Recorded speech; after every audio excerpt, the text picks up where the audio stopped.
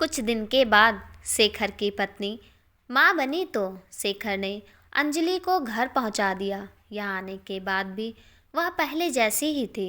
उसने एक कन्या को जन्म दिया था जिसका नाम दादी ने परी रखा। परी बिल्कुल गुड़िया जैसी थी। जेठानी ममता और शक्ति ही पूरा घर संभालती थी। दादी कुंती पोता उत्सव और पोती परी को देखती थी। दादी खुश होकर कहती, मेरा पोता उत्सव अकेला नहीं है, उसके साथ उसकी प्यारी बहन परी भी है। हरिप्रसाद का पूरा परिवार खुशहाल जीवन जी रहा था। पीजी अंतिम ईयर में आने के बाद शक्ति के लिए लड़का देखना शुरू किया। दोनों भाई लड़का सरकारी जॉब वाला ही देखते या फिर प्रोफेसर, जितना अच्छा उतना ही अच्छा लड़के वालों की मांग होती।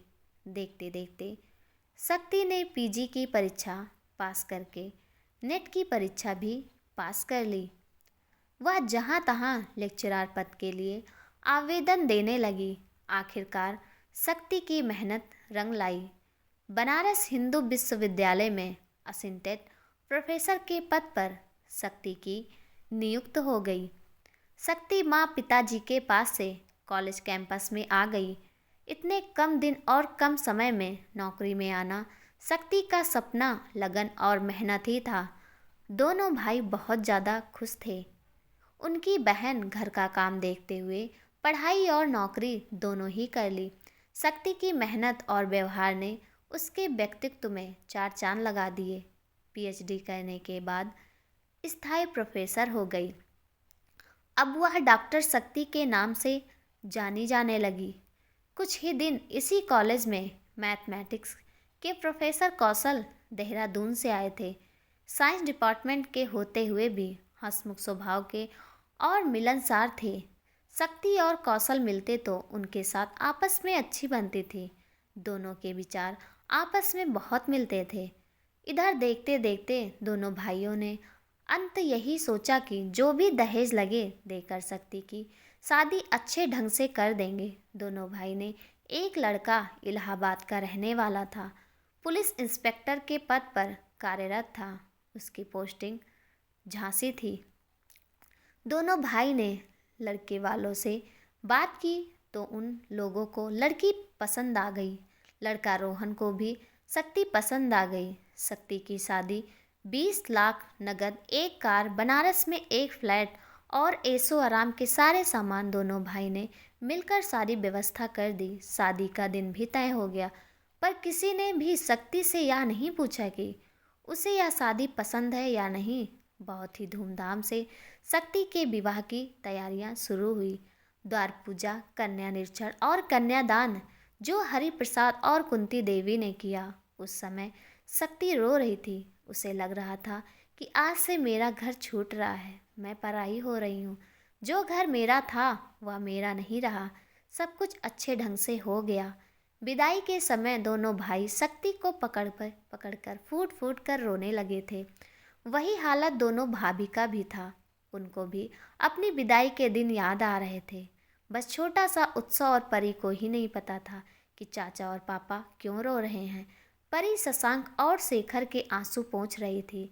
हरिप्रसाद और कुंती देवी का भी यही हाल था। वो निढाल होकर बिस्तर पर गिर गए थे। शक्ति के जन्म से लेकर आज तक पालन पोषण और प्यार सभी याद आ रहा था। उन्हें ऐसा लग रहा था कि उनकी दुनिया ही उजड़ गई। ससुराल में जब शक्ति के कदम पड़े तो उसने सबकी खुशी का ख्याल रखा। शक्ति और रोहन का विचार काफ़ी अलग था। रोहन की नज़र में नारी उपभोग की वस्तु और घरेलू काम धाम देखने वाली औरत थी। किसी भी बात में शक्ति को पत्नी का अहमियत नहीं देता था। शक्ति, मेरे कपड़े कहाँ रखे हैं, तुम लाकर दो। शक्ति कहती, मैं आपकी पत्नी हूँ, दूसरों के सामने मुझे जलील करते हैं, क्या यह अच्छा लगता है? रोहन कहता, पत्नी ये क्या चीज़ होती है? शादी करता है परिवार बढ़ाने के लिए, माँ की मदद करने के लिए। तुम्हारे पिताजी ने मुझे तुम्हें दान किया है। मैं जैसे चाहूँ तुम्हें रखूँ, वैसे ही तुमको मेरे साथ रहना होगा। शक्ति ने इस बात का जवाब तो कुछ नहीं दिया, पर ये बात मन के अंदर बहुत गहरा घाव कर गई। शक्ति ये बात सोचने पर मजबूर हो गई। समाज में सदियों पहले से लोग कन्यादान करते आ रहे हैं। कोई भी माता पिता ये नहीं सोचते कि उनकी कन्या उनका अपना ही खून है। कोई दान की वस्तु नहीं, फिर कन्यादान क्यों करते हैं? सिर्फ कन्यादान ही क्यों, पुत्रदान समाज क्यों नहीं करता? एक ही माता पिता के दोनों बच्चे, फिर एक कन्या का ही दान क्यों? छुट्टी खत्म होने के बाद शक्ति बनारस अपने पिताजी के दिए घर में रहने लगी। बीच बीच में रोहन छुट्टी लेकर बनारस आता और शक्ति का जीवन अशांत करके चला जाता। आने के साथ शक्ति को अवकाश लेना पड़ता। पति का प्यार तो नहीं मिलता, पर ताना जरूर मिलता था। रोहन शक्ति को अपनी पत्नी माना ही नहीं, सिर्फ अपने दान की वस्तु का उपभोग करने आता था। शक्ति देखती थी कि घर में दोनों भाई कितने प्यार से अपनी पत्नी को रखते हैं। मैं भाग्यशाली ही नहीं थी। एक दिन शेखर काम के सिलसिले में बनारस आया तो बहन से मिलने उसके घर आ गया। उस दिन बनारस हिंदू विश्वविद्यालय में जलसा था। शक्ति ने शेखर को रोक लिया और कहा, भैया आज आप मेरे साथ कॉलेज के जलसे में चलिए। शेखर इनकार नहीं कर सका। शाम को दोनों भाई बहन तैयार होकर जलसे में जाने के लिए निकले।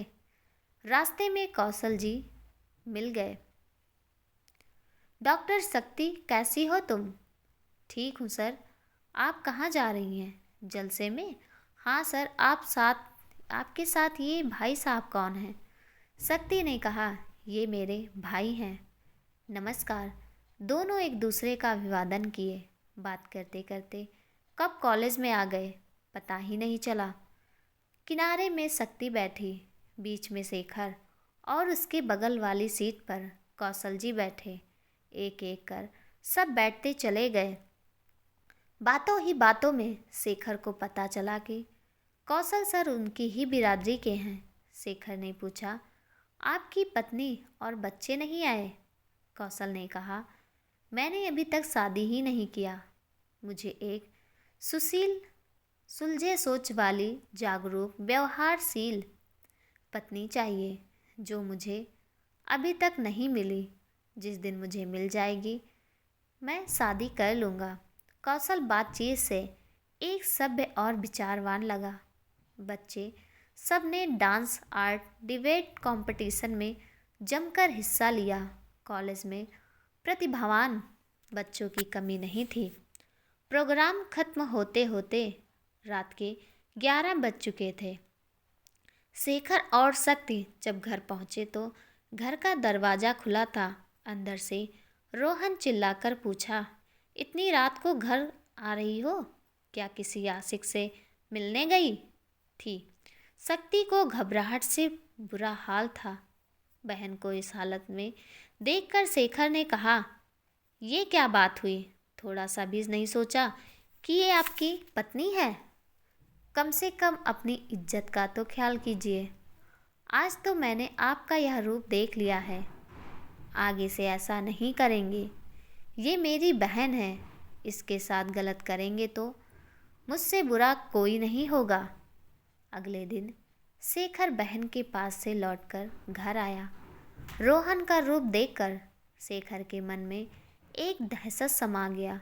उसने अकेले में अपने बड़े भैया शशांक से कहा, भैया हम लोग बहुत ही शौक से दान दहेज देकर शादी किए, पर हम लोग शक्ति की शादी में ठग गए। ना ही मनचाहा घर मिला और ना ही वर। लड़का बहुत ही बदतमीज है। शक्ति के साथ वह शालीनता से पेश नहीं आता। मानसिक और शारीरिक यातना मेरी बहन को देता है। मेरी बहन सुखी नहीं रहेगी तो हम लोग भी कहाँ सुख से रह सकेंगे। धीरे धीरे रोहन की बदतमीजियाँ बढ़ती गई। शारीरिक और मानसिक यातना सहते सहते शक्ति कमज़ोर पड़ गई। इसी बीच रक्षाबंधन का त्यौहार आ गया। दोनों भाई शक्ति के पास आए तो देखा कि बहन बीमार है। शक्ति भाई को राखी बांधी। दोनों भाई ने बहन को लेकर डॉक्टर के पास गए। डॉक्टर ने शक्ति का चेकअप किया तो पाया शक्ति डिप्रेशन की शिकार है। उन्होंने दवाइयाँ और नींद की गोली दी। भाइयों ने कहा, इन्हें खुशी का वातावरण और शांति चाहिए। दोनों भाई शक्ति की छुट्टी लेकर घर लेते चले आए। कुछ दिन के बाद छुट्टी खत्म होने के बाद शक्ति को फिर बनारस आना पड़ा। शक्ति कॉलेज भी जाती तो गुमसुम उदास बैठी रहती। शक्ति को इस हालत में देखकर कौशल के मन में ख्याल आता कि क्या उसे कोई परेशानी है। वह पूछने की कोशिश करता पर वह कोई बात ही नहीं कहती, चुपचाप मौन रहती। इधर कुछ दिन से रोहन दूसरी औरत के चक्कर में पड़ गया। वह शक्ति को ज़्यादा परेशान करने लगा। शक्ति को कोई औलाद भी नहीं हुआ। शादी के 3 साल गुजर चुके थे। पति क्या होता है और उसका प्यार क्या होता है, इससे शक्ति अनभिज्ञ थी। छोटा भाई शेखर का मन नहीं मान रहा था। वह फिर शक्ति को देखने बनारस आया तो देखा कि बहन फिर से बीमार है। शक्ति को बहन की यह हालत देखी नहीं गई। शक्ति भाइयों से भी कुछ नहीं बोलती कि भैया परेशान हो जाएंगे। शेखर ने खुलकर बहन से कहा, रोहन परेशान करता है। हम लोग किस लिए हैं? जो भी बात और परेशानी है खुलकर कहो। यह सुनते ही शक्ति रोने लगी। उसने सब दुख यातना भाइयों से कहा जो रोहन उसे देता था। दोनों भाई ने रोहन को समझाने का प्रयास किया कि रोहन सुधर जाए। सुधरने के बजाय रोहन की बदमाशियाँ बढ़ती ही चली गई। थक कर दोनों भाई ने बहन की खुशी के लिए तलाक के पेपर जमा किए। कुछ दिन के बाद रोहन और शक्ति का तलाक हो गया। शक्ति का जीवन फिर से अकेला हो गया। खुशी, शादी और प्यार के नाम से ही उसे घृणा हो गई। इधर दोनों भाई बहन को देखकर दुखी रहने लगे। एक दिन शेखर ने बड़े भाई शशांक से कहा, भैया शक्ति के कॉलेज में अपनी बिरादरी का एक लड़का साइंस का प्रोफेसर है जिसकी शादी नहीं हुई है। वह काफ़ी मिलनसार और समझदार है। कहो तो मैं शक्ति के लिए बात करूं? शशांक ने कहा, एक बार जो हमने गलती कर दी उसे दोबारा नहीं करेंगे। एक बार शक्ति से पूछ लेंगे, अगर वह सहमत होगी तभी उससे बात करेंगे। क्या पता वह एक तलाकशुदा से शादी करेगा या नहीं। हरिप्रसाद और कुंती के सुख चैन गायब हो चुके थे, पर क्या करते, होनी को कौन टाल सकता है। दोनों भाई शक्ति को कुछ दिन के लिए घर ले आए। बीमार रहने के कारण शक्ति बहुत कमज़ोर हो गई थी। डॉक्टर का भी यही कहना था कि मन से वह हमेशा खुश रहे। उत्सव और परी दोनों बुआ के साथ खेलते, पर बुआ की उदासी नहीं कम होती। उसके मन में शादी एक ऐसा बंधन था जहाँ खुशी नहीं, बहू एक बंधुआ मजदूर थी जो दोनों टाइम पेट के लिए खटती थी। शशांक ने अपनी पत्नी ममता से कहा, ममता, हाँ कहिए, तुम शक्ति से दूसरी शादी के बारे में बात करो। उससे कौशल के बारे में पता करो कि वह कैसा व्यवहार का व्यक्ति है। सही रूप से उसे ही पता है। अगर वह हाँ कहती है तो मैं और शेखर उससे बात करेंगे। वह भी शक्ति को पसंद करेगा, तभी मैं उससे बात करूँगा। 2 दिन बाद ममता छत पर कपड़ा उतारने के लिए गई तो पीछे पीछे शक्ति भी मदद करने पहुँच गई। ममता और शक्ति हमेशा दोनों एक दूसरे दोस्त के रूप में खुलकर बात करते थे। ममता ने कहा, ननद रानी, कहो भाभी, मैं एक बात पूछ रही हूँ। आपके कॉलेज में प्रोफेसर कौशल जी कैसे आदमी हैं? शक्ति ने कहा, भाभी वह नेक और मिलनसार है। किसी के बारे में बुरा नहीं सोचते, हर किसी की मदद करते हैं। बच्चे सब उनसे बहुत प्यार से रहते हैं। ननद रानी, आपको कैसे लगते हैं? भाभी, अच्छे ही लगते हैं। यदि भैया उससे तुम्हारे शादी की बात करें तो? भाभी, आपको क्या हो गया है? कहीं आपने भांग तो नहीं पी रखी? कहाँ मैं एक तलाकशुदा, कहाँ वह एक बैचलर। वह मुझसे क्यों शादी करेगा? ममता ने कहा, अगर वह राजी हो जाए तो? भाभी, मैं हमेशा अपराध बोध महसूस करूंगी। मैं आप लोगों पर ज़्यादा बोझ लग रही हूँ तो आप लोग जैसा कहेंगे मान लूँगी, पर मुझे इस बार आप लोग दान नहीं करेंगे।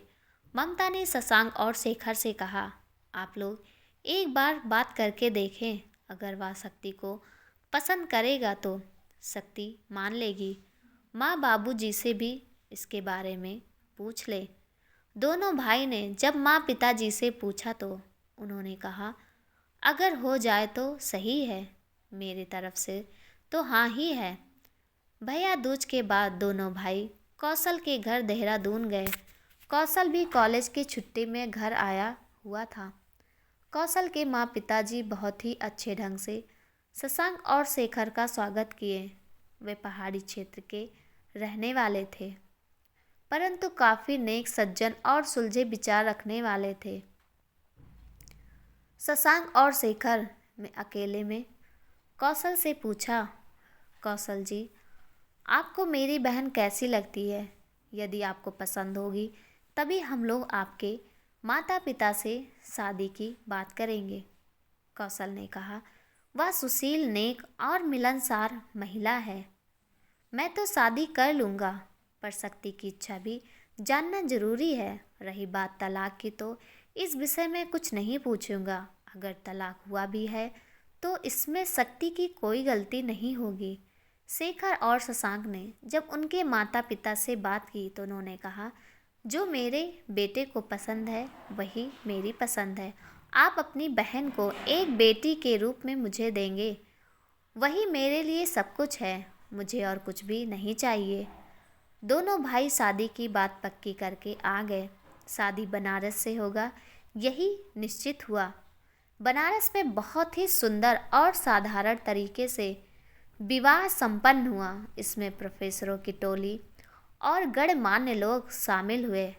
बहु भोज में भी सभी लोग शामिल हुए। नए ससुराल में आने के बाद शक्ति की सोच ने विचारधारा ही बदल दी। शादी का बंधन उसे मंगलमय लगने लगा। कौशल को जीवन साथी के रूप में पाकर सारे दर्द दुख भूल चुकी। प्यार और खुशियों के संसार से शक्ति का परिचय अभी अभी ही हुआ। कन्यादान की रस्म को ना करते हुए दोनों परिवार बेटा बेटी और को अपनाया। समाज भी इसको समझते हुए सोच बदलने का प्रयास कर